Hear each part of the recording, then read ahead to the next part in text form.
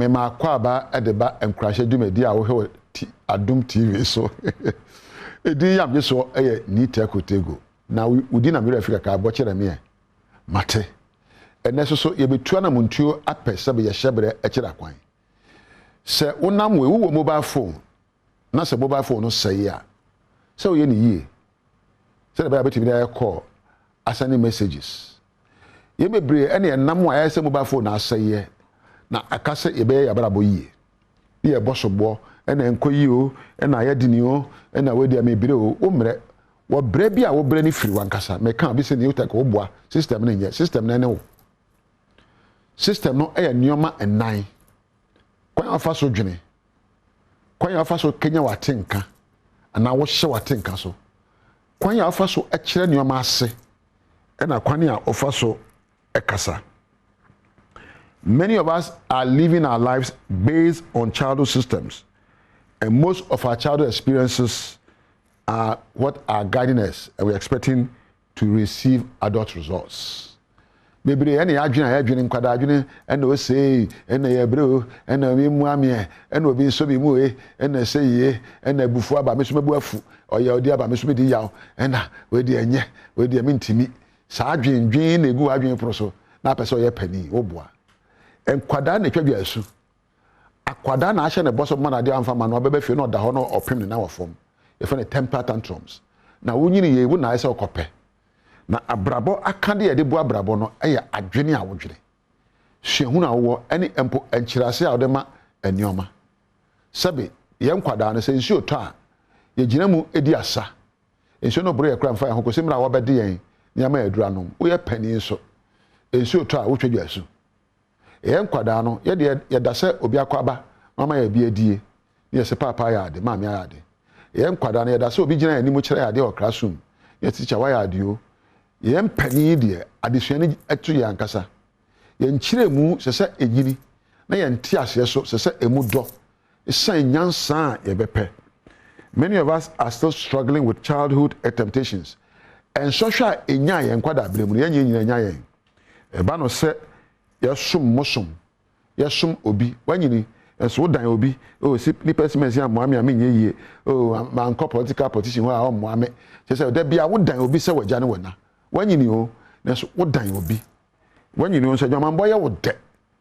wo ya kwada na sa ne ma wo ye wo de wanyini o ensabro na ye wo de untimi nhye wakono so.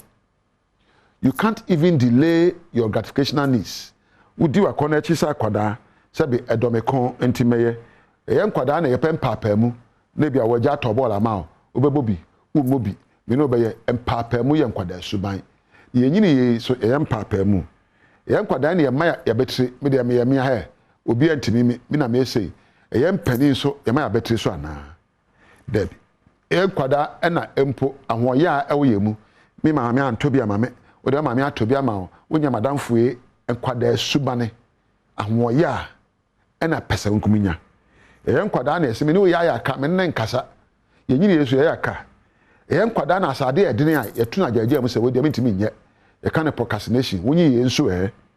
nkwada na ani ha mama bre ye nya no kra se no akate woni denden aso wa bre nso mre na won na ani ha nti na wonyini ye nso ye nkwada na ye pen gye. When you are a child, you seek after pleasure, you become hedonistic. Wonyini ye nso yan kwada na ahunyade efe mama bronya du ye wan to bronya tare mama me de mintimi mpie bio mama bronya shoe na unyini yen hye yan kwada no na ye tobo man a ye de hye motuamu se wa mama nkate anwa me ma obi eni na ade e wo ye no ye nko a unyini yen ye bebre eni anyini na nkwada suba me da na die bebre atiemu esa adwen a ye adwen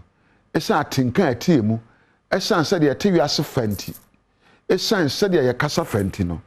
panimu wo okasa obesi waso afiedu nanum kasa said ya tienie wo kasa se badwene ba ene wo kasa se obi a wapo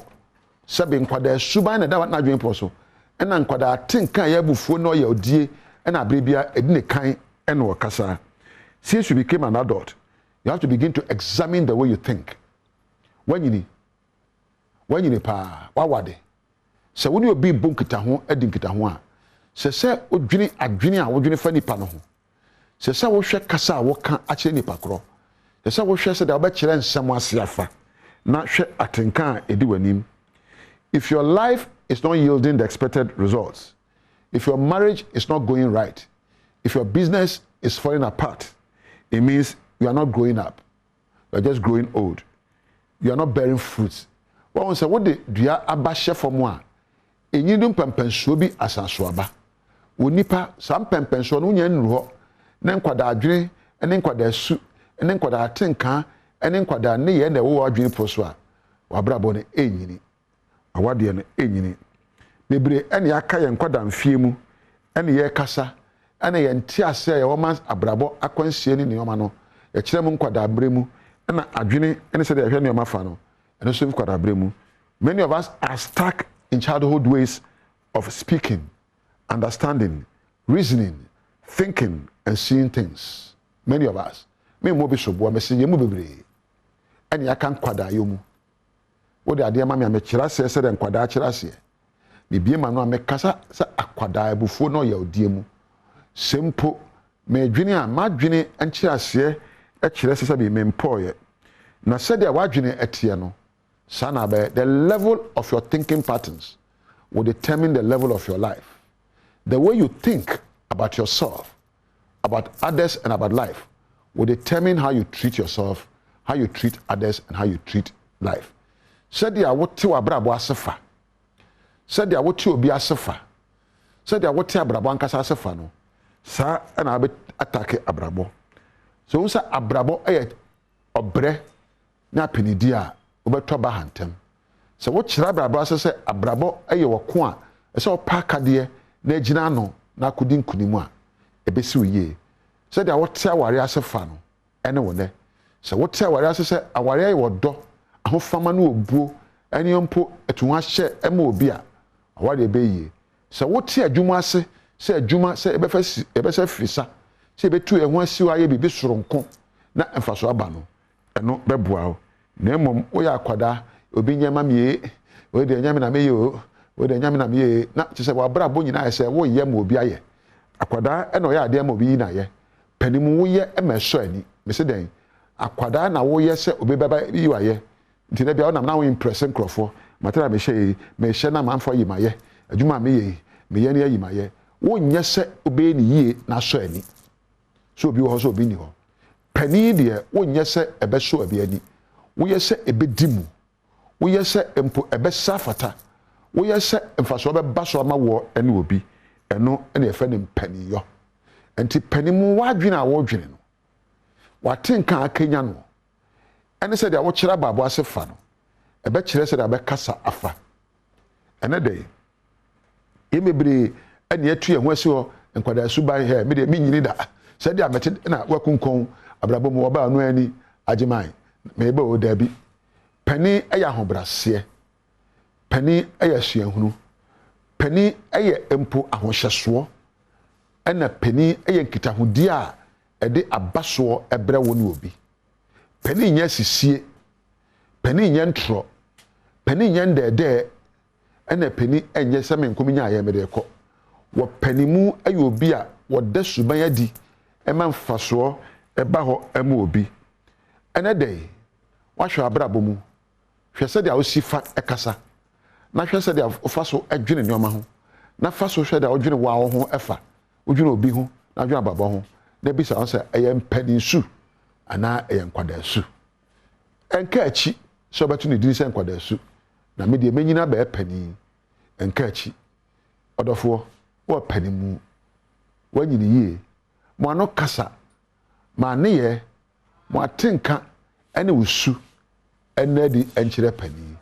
You have grown old but grow up. Ahana meja wo edi yam jeso ene ni tekotego